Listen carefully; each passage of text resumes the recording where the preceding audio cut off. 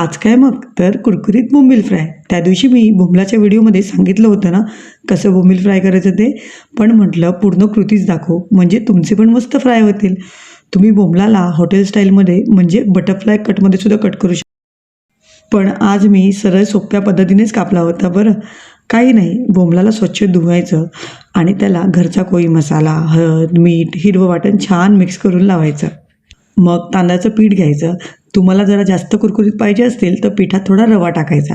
त्यात मसाला, हळद आणि मीठ टाकायचं. आता मुख्य काम, बोंबील असा अलगद उचलायचा आणि दाबून दाबून पीठ लावायचं. तवा छान गरम करायचा, तेल टाकायचं. तेल एकदम गरम झालं की बोंबील सोडायचा. आणि हो, सारखं सारखं उलथण लावायची नाही. वाटलं ना अजून शिजायला पाहिजे तर जरा थांबायचं. एक बाजू छान झाली की लगेच उलटायचा. किती म्हटलं ना ॲल्युमिनियमची भांडी वापरायची नाही, तरी मला आपल्या पारंपरिक ॲल्युमिनियमच्या तव्यातच मावरं फ्राय करायला आवडते. आणि मग काय तयार झाले ना कुरकुरीत बोंबील फ्राय. आता हा बोंबील असा उचलायचा आणि डिरेक्ट तोंडात घालायचा. एकच नंबर. तसेच रेसिपी बघण्यासाठी नक्की फॉलो करून ठेवा. धन्यवाद.